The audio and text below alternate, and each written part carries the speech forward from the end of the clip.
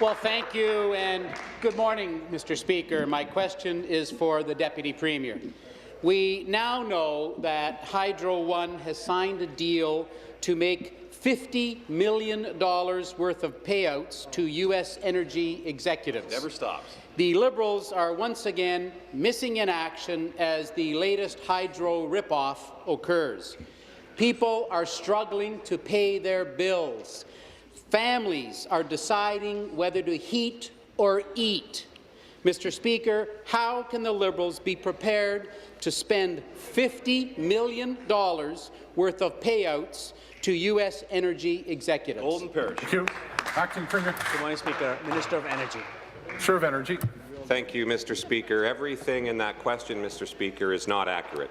Hydro One customers have not paid one penny, not one penny, to U.S. hydro executives at Avista, nor will they in the future, Mr. Speaker.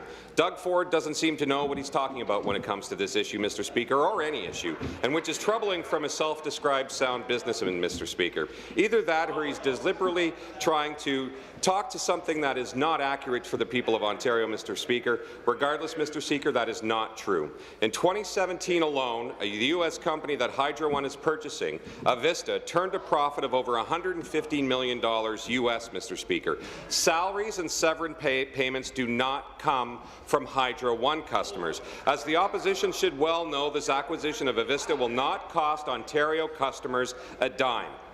In fact, Mr. Speaker, this acquisition will benefit Ontario customers, employees, and shareholders, and rates in Ontario will not be impacted. Thank you. Supplementary. Well, thank you very much. Back to the Deputy Premier. You know, Speaker, they can say all they want, but the Liberals read the same documents we read where the Avista executives said they will now be able to spread their costs over their new Ontario partners. Exactly. That's the Ontario ratepayers, Speaker. Deep and buried in the document is a series of U.S. securities filings where the evidence is absolutely clear. The secret millionaires club at Hydro One would be making $50 million worth of payouts to their U.S. energy executive counterparts.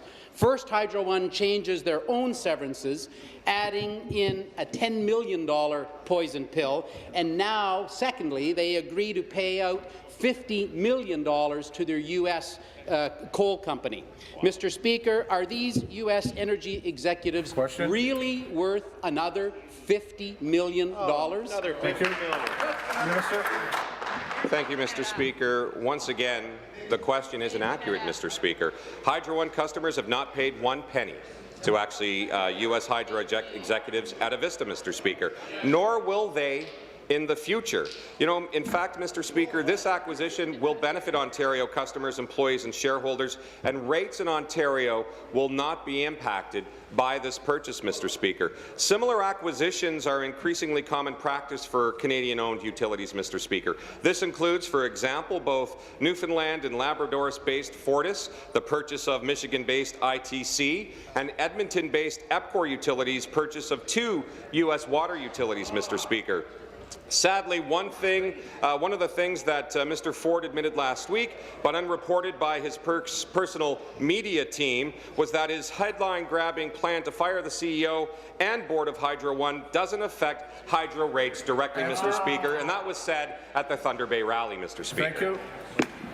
Final supplementary. Well, thank you. Back to the Deputy Premier. As usual, Speaker, the Liberals say one thing, but in this case, the U.S. securities tell us the real truth, Speaker. Their filings reveal that the Hydro One management and board have authorized more than $36 million in payouts to the top 5 managers of their U.S. energy company, and an additional $14 million in payouts were authorized to another 8 Avista executives. This is all part of an arrangement that is explicitly referred to as a golden parachute. Speaker, this is literally a golden parachute. The worst part about this is that at the same time this government is mailing out disconnection notices, they are agreeing to a $50 million payout. Mr. Speaker, does the Liberal government support this golden parachute? Again, Mr. Speaker, he's making it up as he goes along. Hydro One is actually extending the actual disconnection ban, Mr. Speaker, until further into June, Mr. Speaker. So they don't even know what to talk about when it comes to Hydro One, Mr. Speaker. What they're talking about with Avista as well, Mr. Speaker, is absolutely not true. As I said before, and I'll say it again, Mr. Speaker, Hydro One customers have not paid 1 penny to U.S. Hydro executives to Avista, Mr. Speaker, nor will they in the future. This is common practice with similar acquisitions that have been done with Canadian-owned utilities. This includes, for example, Mr. Speaker, when Newfoundland and Labrador-based Fortis, when they purchased Michigan-based ITC, and when Edmonton-based Epcot Utilities purchased 2 U.S. water utilities, Mr. Speaker. We'll continue to advocate and work on behalf of the people of Ontario. They can continue to make things up as they go along, Mr. Speaker.